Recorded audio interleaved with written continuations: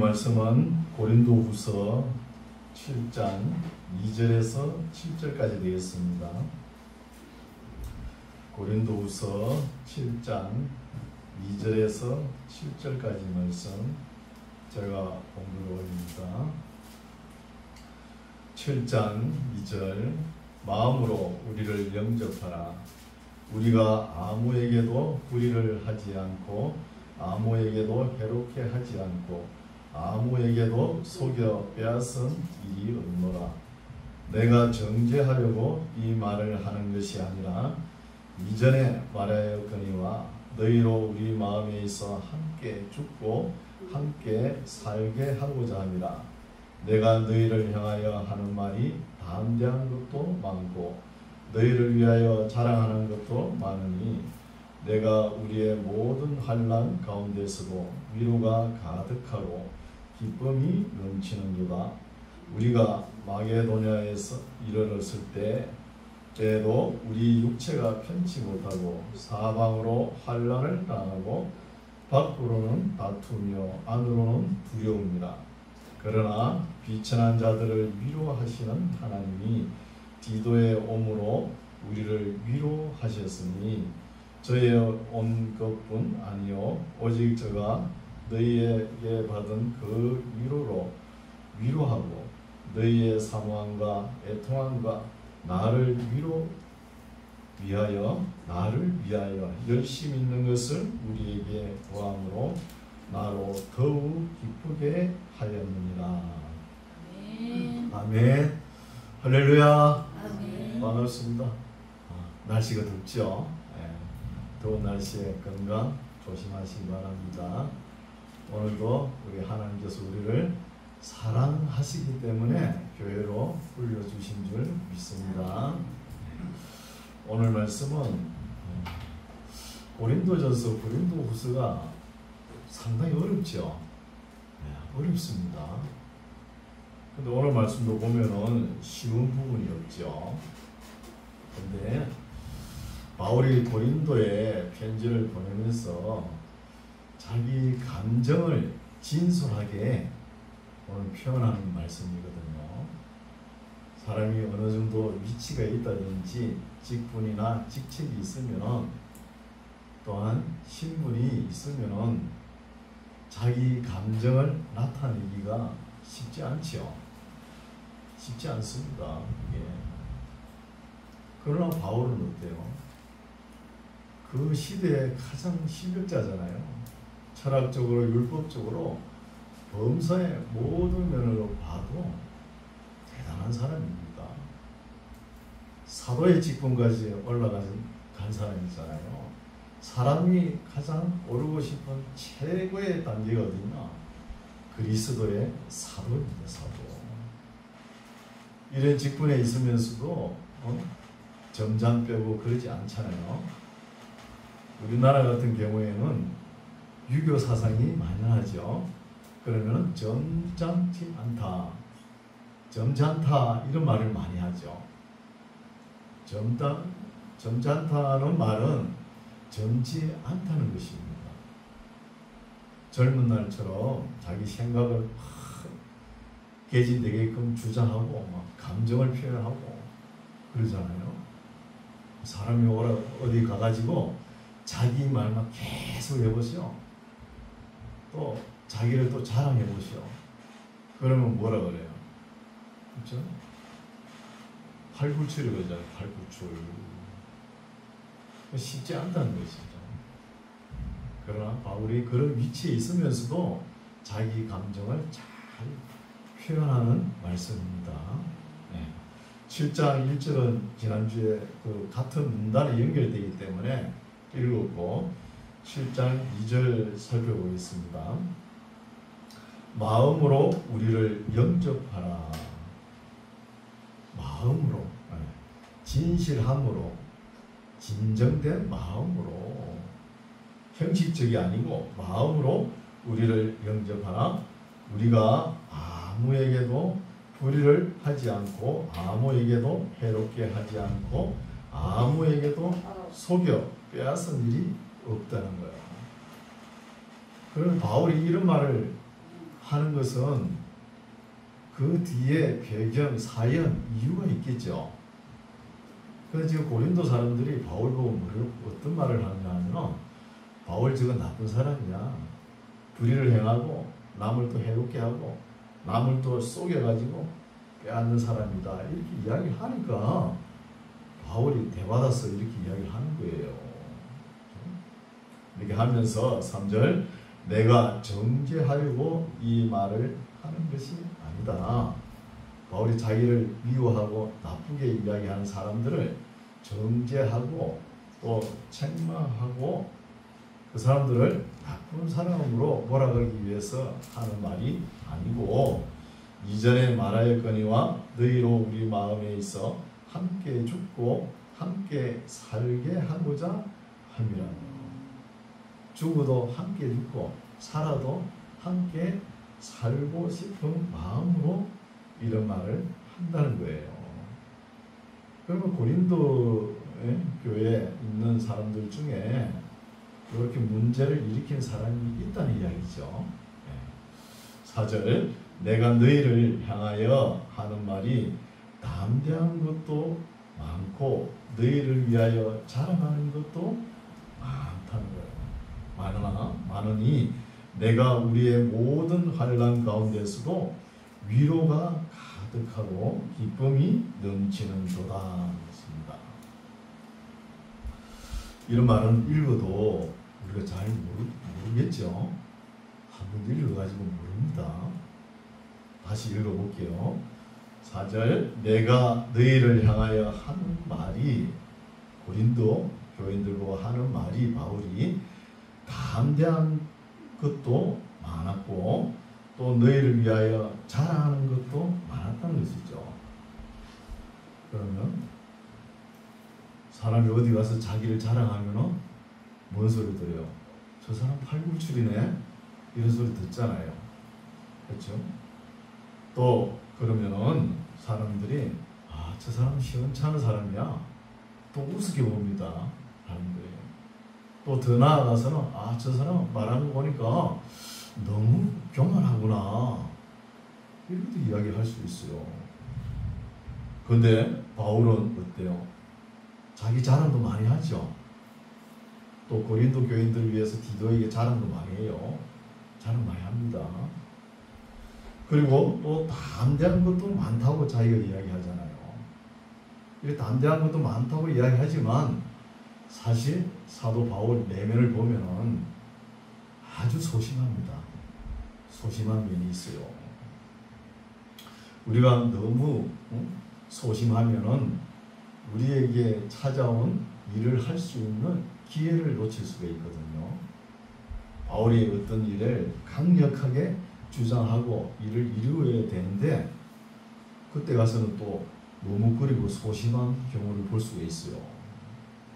그러다가 이제 모처럼 담대한 마음을 가지고 말을 했는데 또 그게 또 문제가 돼가지고 또 분란을 일으킬까봐 또 마음이 소심해지고 그런 거예요. 그래서 문제가 일어날 것을 알면서도 또 담대해지죠. 담대해가지고 말을 한 것이 효과를 발휘해가지고 일을 깨끗하게 처리한 경우가 있어요. 그럴 경우는 또 하나님께 감사합니다 하죠. 그런 거 보니까 참 이 사람의 내면, 감정 이런 것이 잘 나타나는 말씀이에요. 바울의 심정 이런 것이 잘 나타나는 말씀이죠. 그래서 바울의 그 당시에 바울이 아는 철학이나 율법이나 모든 범사가 또 바울만 하는 위치에 있는 사람이 없었잖아요. 사도의 위치까지 올라갔으니까. 이런 사람인데 소심하다는 거예요. 때문에. 소심한데 모처럼 담대해가지고 말을 한 것이 오늘 하나님의 아름다운 열매를 맺는다는 것입니다. 이런 것을 우리가 이 말씀에서 파악을 해야 되겠죠.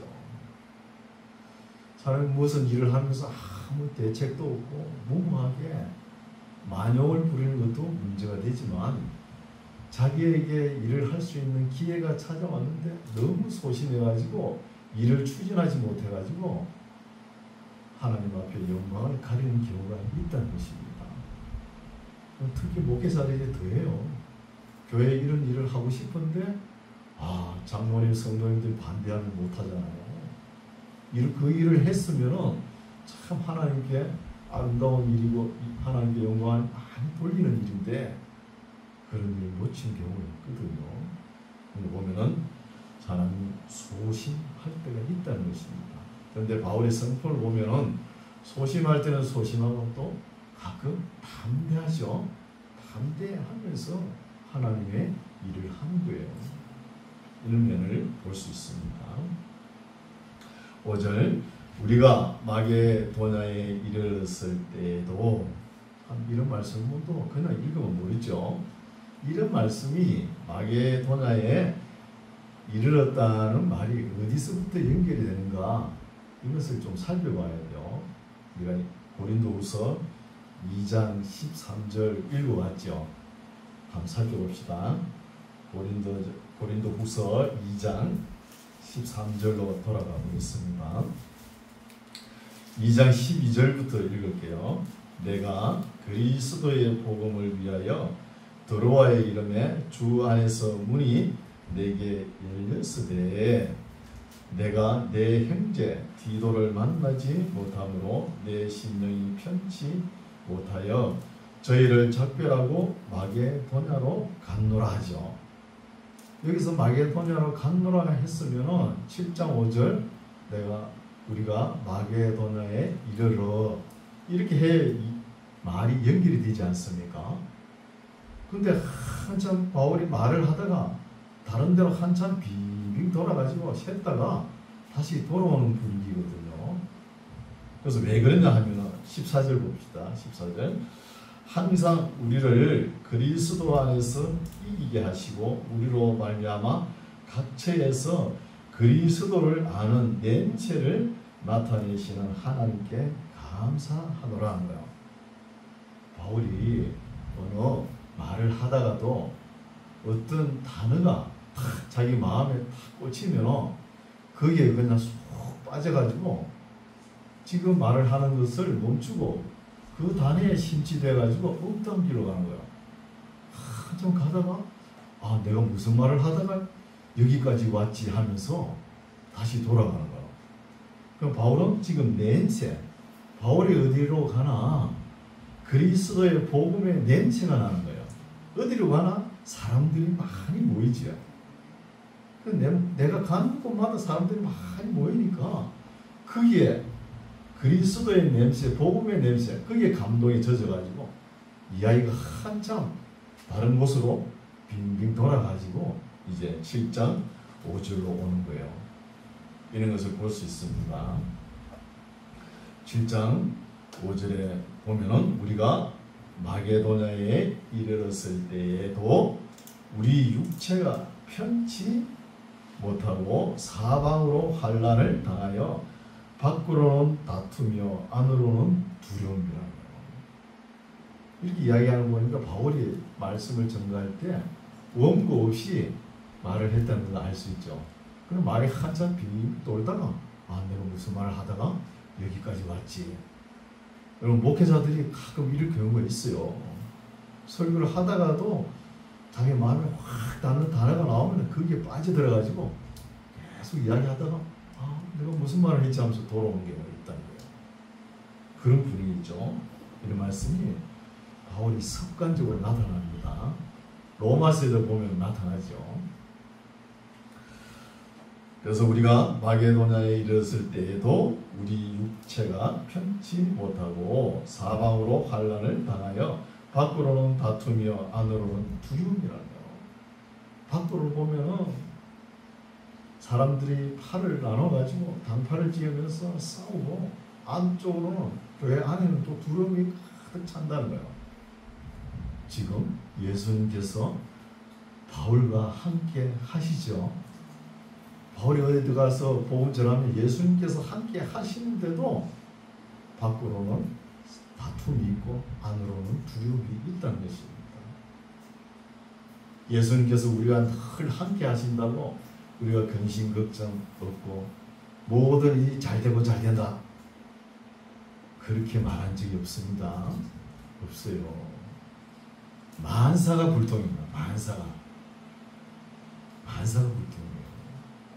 그래서 바울이 밤낮으로 내가 눌리는 가운데 있다 이런 말을 해요. 그러면 이런 말을 왜 하느냐 하면은 바울이 일평생 자기가 안고 있는 질병이 있잖아요. 그 질병 때문에 내가 눌린다 이런 말을 한 것이 아니고 바울이 1차, 2차, 3차 전도여행을 통해서 많은 교회를 개척하지 않았습니까? 그 교회가 아니 사람들이 모이는 곳인데 문제가 없겠습니까? 그런데 교회를 위해서 교회를 돌아보니까 너무 염려되고 그런 거예요. 낙심되고 문제가 있다는 거예요. 가지 많은 나무에 바람 잘 나갔다고 항상 교회가 염려되는 거예요. 그래서 우리가 이 역사나 사회를 봐도 너무 불안하면은 발전합니다. 오늘날 우리 분위기가 어때요? 참 혼란스럽죠. 윤리와 도덕이 어디 갔는지 그렇죠? 법을 정해놓고 지켜야 되는지 안 지켜야 되는지 이렇게 되는 있잖아요. 너무 혼란스러워요. 이런 혼란을 겪으면서 물론 발전할 수 있는 건 있지만 너무 이게 혼란스러우니까 국민들이 어디로 가야 될지 모를 수가 있다는 거예요. 그래서 바울도 지금 너무 어디로 가나 교회가 들어서고 예수님께서 함께 하시지만 항상 어려움이 따른다는 것입니다. 여러분 1517년에 그 마르틴 루터가 그 거대한 로만 카톨릭을 대항하면서 얼마나 힘들겠습니까? 얼마나 고통이 오고 중압감이 왔겠어요. 말로 표현하지 못하죠. 그 거대한 로마 카톨릭과 혼자 싸우잖아요. 거기에 변박하기 위해서 하루는 논문을 준비하는데 뒤에서 마귀가 속닥속닥 그린 거야. 그래서 루터가 얼마나 화가 나는지 막 잉크변을 갖다가 뒤로 돌아오고 확 집어 던져버려. 그 잉크가 쏟아지고 방바닥에 막 전부 다 잉크 투성이었죠. 그만큼 고통스럽다는 거 아닙니까? 또 한 번은 너무 힘드니까 그 빗댄베르크 대학 교수잖아요. 교수 한 사람이 로마 카톨릭과 대항해 싸우는 거잖아요. 그게 이제 반박하기 위해서 논문을 준비하는 너무 힘든 거예요. 힘드니까 하나님께 기도하기도 하나님 이 교회가 하나님 겁니까? 제 겁니까? 하나님 거 맞죠? 나 이제부터 잘납니다 그러면서 탁 자는 거예요. 그만큼 힘들었다는 거예요. 그래서 목회자는 담대할 필요가 있는 거예요. 담대할 필요. 여러분 저는 어려움이 없는 줄 아세요? 시골 교회라고 할 일 없다고 맨날 편안할 줄 아닙니까? 안 그래요. 큰 교회나 작은 교회나 문제는 있는 거예요. 저는 제 마음대로 이래 하고 싶은 게 잘 안 되니까 그게 염려가 되는 것이죠. 물론 바울도 그렇겠죠. 때로 소심하고 바울도 때로 소심한 면이 있지만 담대하고 루트도 마찬가지죠. 소심할 때 소심하고 담대한 모습을 우리가 살펴볼 수 있죠. 6절 그러나 비천한 자들을 위로하시는 하나님이 디도의 옴으로 우리를 위로하셨다는 거예요. 이런 말씀도 그 뒤에 배경을 설명을 해야 이런 말씀이 이해가 갑니다. 지금 바울이 에베소 교회에서 에베소 지역에서 고린도의 편지를 한 4권 정도 기록했죠. 우리 읽어왔잖아요. 고린도 전서 앞에 고린도 전전서라고 하는 거 있었어요. 그리고 오늘 있는 말씀 고린도 후서 있고 고린도 후서 10장에서 말씀이 또 별권으로 되어 있다 이렇게 학자들이 많이 주장하거든요. 그럼 고린도에 4권을 보냈다는 거예요. 고린도 전서를 기록해가지고 디모데 손에 들려줬어요. 디모데 가지고 말씀을 읽어줬겠죠. 읽어주고 울고 온 거예요. 디모데는 너무 마음이 오손해가지고 뭐 추진력 있게 일을 추진하지 못해요. 누가 옆에서 뭐라 그러면 기가 죽어가지고 그냥 알겠습니다 하고 돌아오는 거예요. 알겠습니다. 그래가지고 디모데가 울고 오니까 바울이 속이 상한 거예요. 속이 상할 대로 상해가지고 연필 없냐고 그래서 또 편지를 적는 거예요. 편지를 적는데 감정이 섞였잖아요. 그럼 객한 편지를 적는 거예요. 이 객한 편지가 고린도후서 10장에서 13장까지 나오거든요. 이걸 이제 적어가지고 디도 손으로 보냅니다. 디도는 성격이 남자다워요. 기막이고 아니면 아니다. 이런 성격이 탁탁 끊고 하는 성격이거든요. 그래서 디도가 이제 가지고 가는 거예요. 디도를 이제 그 편지를 들려주고 바울은 또 마음으로 걱정하고 근심하고 염려하는 거예요. 후회하고 또 편지를 가져가지고 오히려 더 문제를 일으키는 거 아닌가 염려하는 거예요. 근데 디도는 문제를 해결하고 고린도 갔다가 문제를 해결하고 고린도를 떠나서 베레아를 거쳐 데살로니가 거쳐서 암비볼리 또 아볼로니아를 거쳐서 빌립보 지역으로 통해서 또 네아폴리 사모드라게 거쳐가지고 드로아 지역으로 오는 거예요. 이런 계획이거든요. 디도는. 근데 바울은 디도를 만나려면 까꾸로 가야 될 거 아닙니까? 그렇죠? 아니 디도가 간 길로 가면 맨날 뭐 뒤따라갈 거 아닙니까? 책박이 돌 거 아닙니까? 그래서 까꾸로 너무 걱정되니까 에베소를 떠납니다. 떠나가지고 드로아 지역에 가는 거예요. 그럼 디도를 만날 거 아닙니까? 드로아에 가니까 바울 선생께서 오셨다 해가지고 그쪽 지역 사람들이 구름대가 지금 몰려드는 거야. 그러나 바울은 그때 디도를 만나지 못해가지고 마음이 편치 않았다고 하죠. 방금 읽었죠. 2장에. 편치 않아가지고 복음의 문이 열렸는데도 복음을 전가하지 못하는 거예요. 못하고 마게도냐로 올라갑니다. 그래서 드로아를 거쳐 사무드라게 네아폴리 빌립보 지역을 거쳐서 아볼로니아 암비볼리를 거쳐서 데살로니가 지역에 가니까 디도가 투덜투덜하면서 오는 거예요. 그래서 바울이 묻는 거예요. 고린도 문제가 어떻게 됐느냐 물으니까 그거 잘 됐습니다 이러는 거예요. 그래 어떻게 잘 됐는데 바울이 궁금하잖아요.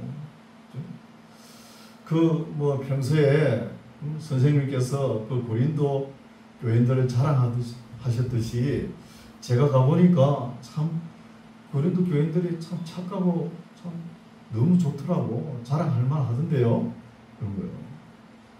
근데 문제를 일으킨 사람은 한두 명이에요. 한두 명인데 이 디도 성품을 봐서는 딱 불러가지고 차려 열중시어 딱 해가지고 막 혼을 느꼈을 거 아닙니까? 그래가지고 누구야? 너냐? 맞아? 너 내일부터 교회 나오지 마. 딱 깔끔하게 정리한. 그러니까 바울이 또 이렇게 교회 나오지 말라고 했다고 소리 들으니까 바울은 또 염려되는 거. 이 사람들이 교회 나와가지고 또 거리 불량배들과 모여가지고 또 교회 찾아와가지고 분란이 일으키는 게 아닌가. 이게 또 염려가 되는 거예요. 그러나 디도는 깔끔하게 정리를 하는 것이죠. 그래서 바울이 어떻게 정리를 했는데 그냥 내보냈습니다. 나가라고 출교를 시켰다는 거예요. 그럼 믿는 사람들은 출교를 당하면 가장 중한 벌입니다. 세상 사람들 말하면 사형에 속하는 거죠. 사형에. 처음에는 문제가 있을 때 견책을 하죠. 또 권면을 하고 그래도 안 되면 직무정지를 시키는 거예요. 직분들을 내려놓게 합니다. 그래도 안 되면은 수찬 정제를 시키죠. 성찬에 참여하는 거. 그래도 안 될 경우에는 성부와 성자와 성령의 이름으로 내가 너를 사탄에게 내어주노라. 그러면 그 사람이 교회를 나가면 얼마 못 가서 죽어요. 죽습니다. 근데 왜 오늘날 출교 이런 게 없어가지고 그렇지, 그때 당시에는 왜 이렇게 하느냐면은, 사람이 악한 사람은 죄를 지을 때 계획적이고 고의적이고 반복적이고 지속적이고 도저히 해결할 수 없는 사람이거든요. 이런 사람은 더 살아봤자 육체적으로 악만 행한다는 거예요.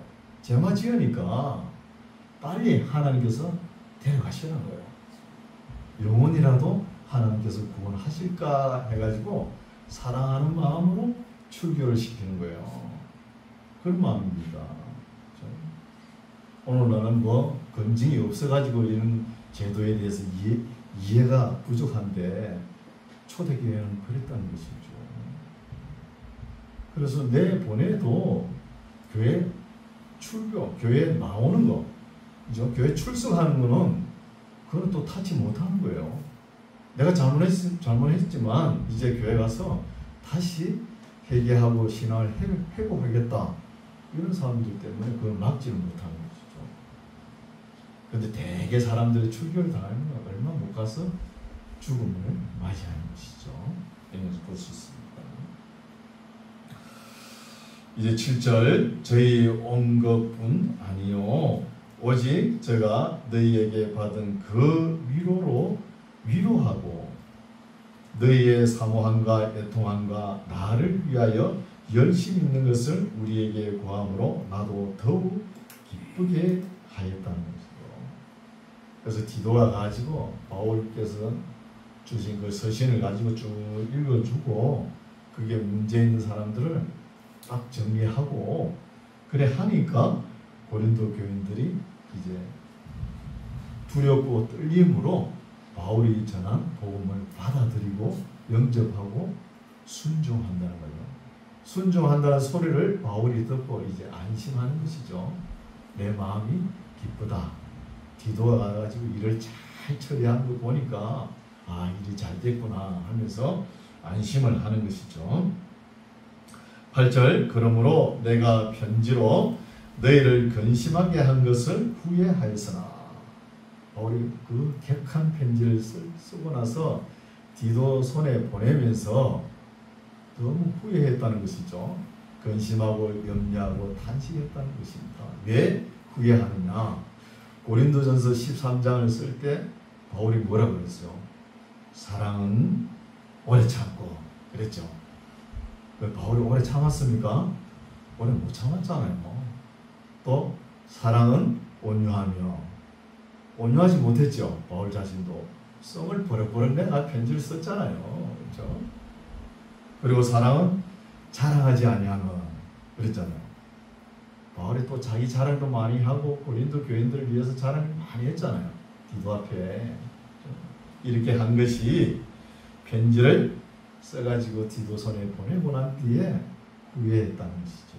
근심하고 후회하였으나 지금은 후회하지 아니하면 그 편지가 너희로 잠시만 근심하게 한 줄을 알미라는 것. 이 편지가 고린도후서 10장에서 13장 말씀이 아닌가 이렇게 봅니다. 9절, 내가 지금 기뻐함은 너희로 근심하게 한 까닭이 아니요 도리어 너희가 근심함으로 회개함에 이르는 까닭이라는 거예요. 바울이 모처럼 담대하게 용기를 내가지고 한 말이, 그죠? 좋은 결과를 낳았잖아요. 고린도 교회 문제를 다 디도가 들고 가지고 수습을 하니까 바울이 기뻐한다는 것이죠. 기뻐하는 것은 고린도 교인들이 근심하며 두려워하면서 회개했다는 것이죠. 회개. 너희가 하나님의 뜻대로 근심하게 된 것은 우리에게서 아무 해도 받지 않게 하려 합니다. 하나님의 뜻대로 하는 근심은 무엇이죠? 하나님 사랑과 이웃 사랑입니다. 근심은 후회할 것이 없는 구원에 이르게 하는 회개를 이루는 것이요 세상 근심은 자기만 잘 되겠다고 다른 사람 갖다가 말이야 궁지에 빠뜨리고 자기만 잘 되고자 하는 요런 근심은 사망을 이루는 것이라는 거예요. 사망을. 11절 보라 하나님의 뜻대로 하게 한 이 근심이 너희로 얼마나 간절하게 하며 얼마나 변명하게 하며 얼마나 분하게 하며 얼마나 두렵게 하며 얼마나 사모하게 하며 얼마나 열심히 있게 하며 얼마나 번하게 하였는가. 뭐가요? 하나님의 뜻대로 하게 하는 근심. 그렇죠? 이것이죠. 이렇게 해서 그렇죠? 이렇게 해서 일이 처리될 것은 처리되고 또 해결될 것은 이렇게 아름답게 해결됐다는 것이죠. 너희가 저 일에 대하여 하나님의 뜻대로 하는 근심 이 일에 대하여 1절 너희 자신의 깨끗함을 나타내었다는 것입니다. 깨끗하게 벌할 사람 벌하고 그죠? 처리할 사람은 처리한 것이 깨끗하게 되었다는 것이죠. 바울이 모처럼 담대하게 용기를 내가지고 이렇게 한 말이 그것이 효과적으로 나타나가지고 일이 잘 처리됐죠. 처리될 때 어떻게 됐냐? 진의, 선악, 미추, 허실, 경중, 성소, 그죠? 정오, 본말, 공사가 깨끗하게 정리되었다는 것이죠. 12절 그런즉 내가 너희에게 쓴 것은 그 불의 행한 자를 위한 것도 아니요 그 불의 당한 자를 위한 것도 아니요 오직 우리를 위한 너희의 간절함이 하나님 앞에서 너희에게 나타나게 하려 함이라는 것이죠. 간절한 것이 진실된 마음으로 나타나는 것입니다. 13절 이로 인하여 이제 고린도 교회가 안정된 일로 인하여 우리가 위로를 받았고 우리의 받은 위로 위에 기도의 기쁨으로 우리가 더욱 많이 기뻐함은 그의 마음이 너희 무리를 인하여 안심함을 얻었습니다. 고린도 교회가 이제 그 문제가 많았잖아요. 한 10개, 11가지 문제가 이제 디도가 가서 다 수습하고 난 뒤에 고린도 교회가 염려할 것이 없고 안정을 찾았다는 것이죠. 14절 내가 바울이 그에게 디도에게 너희를 위하여 자랑한 것이 있더라도 부끄럽지 아니하니 바울이 고린도 교인들을 많이 자랑했죠. 누구 앞에? 디도 앞에. 그렇게 자랑했는데 디도가 가서 고린도 교회의 문제를 다 수습하니까 바울이 전한 복음을 잘 받아들이고 영접하고 순종한다는 거예요. 순종하는 것을 볼 때 내가 디도에게 고린도 교인들을 자랑한 것이 부끄럽지 아니하니 우리가 너희에게 이런 말이 다 참된 것 같이 디도 앞에서 우리의 자랑하는 것도 참되게 되었다는 것. 거짓말이 아니다는 것이죠. 16절 내가 너희를 인하여 범사에 담대한 고로 기뻐하노라. 바울이 모든 일에 담대한 것 아니죠. 전에는 담대하지 않았는데 모처럼 담대하게 격한 편지를 쓴 것이 그것이 참 아름다운 열매를 맺었죠. 말 많은 그 고린도 문제가 다 해결됐잖아요.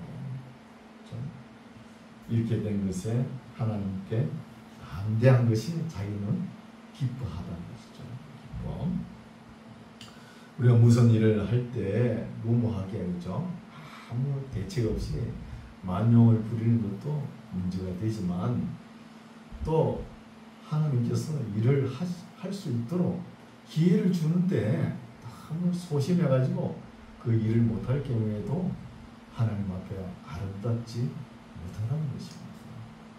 그래서 우리가 성경을 읽을 때 우리 마음속에 잘 받아들여가지고 분별력이 있어야 되는 거예요. 분별력이 없고 그냥 있으니까 천국 가겠지. 그렇게만 생각하면 뭐 그 사람 믿음이겠지만 그러나 하나님은 그걸 요구하지 않으세요. 왜 성경을 기록해놨습니까? 너희들이 바르게 읽고 인격적으로 나를 경외하라는 거잖아요. 그렇죠? 그래서 우리가 다가설 때, 물러설 때를 잘 조절해야 돼요. 다가설 때 절제하면서. 이걸 잘 못하죠. 우리 살아가는 인생길에, 물론 목회자도 마찬가지죠. 뭐 담대하게 일을 저질러 가지고 일을 해야 될 경우가 있는데 너무 또 소심해가지고 못하고, 일을 하자 그러면 내가 자랑하는 것 같기도 하고 그러지 못하잖아요. 다가갈 때, 물러설 때를 잘 알아야 된다는 것이죠. 그래서 바울도 보면은 참 한때는 참 대단했죠. 혈기가. 그 스데반 집사 순교할 때 가편 투표를 던지면서 저런 사람은 죽어야 돼, 죽어야 돼, 길길이 뜨고 그랬잖아요. 그러면서 예수 믿는 사람들 그렇게 잡아 죽이려고 다메섹까지 가잖아요. 거기 가서 천상의 예수님을 만나고 꼬꾸라지지 않습니까? 그 뒤로는 한없이 겸손한 거예요. 겸손하고 온유하고. 어디로 가나 바울의 모습은 참 그렇죠. 볼 것이 없죠. 그러나 그 안에, 내면에 하나님의 사랑이 나타나는 거예요. 이런 말씀이죠. 그래서 우리가 쭉 읽어보니까 어때요?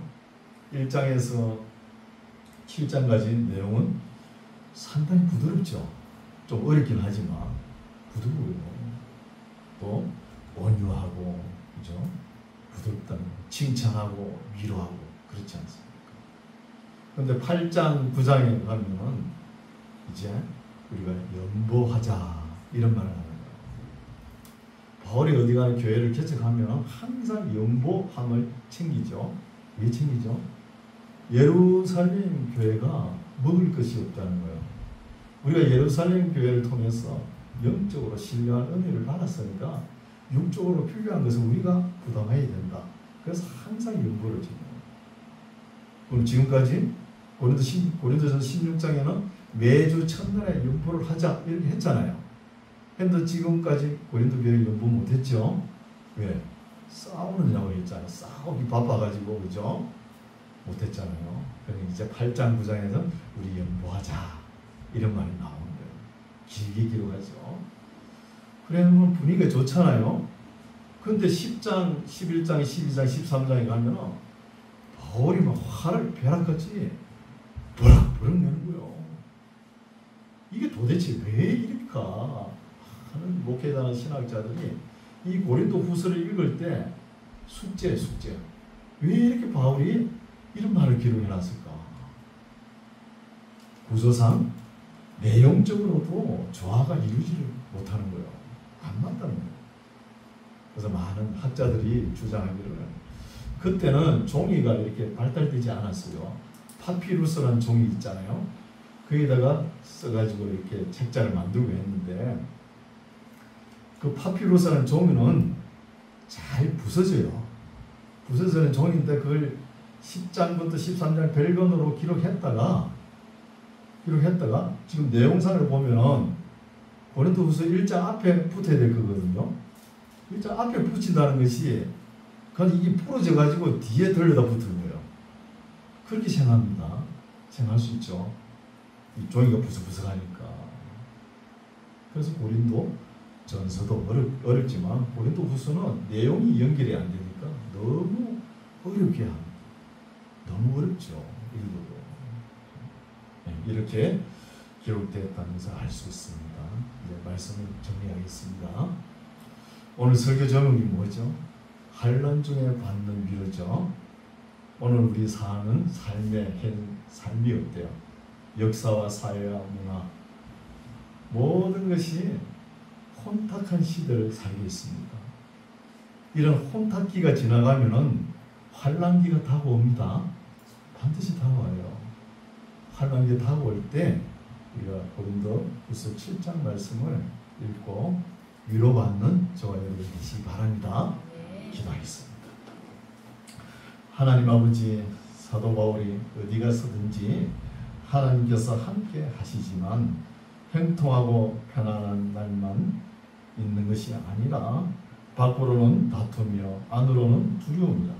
어디를 가든지 많은 사람으로부터 어려움 당하고 육체로 편치 못하고 사방으로 환난을 당하면서도 사역은 멈추지 아니하고 로마에서 참수형을 당하는 그날까지 한결같은 믿음과 담대함으로 나가서 마침내 주님 편에 앉게 되는 것을 살펴봅니다.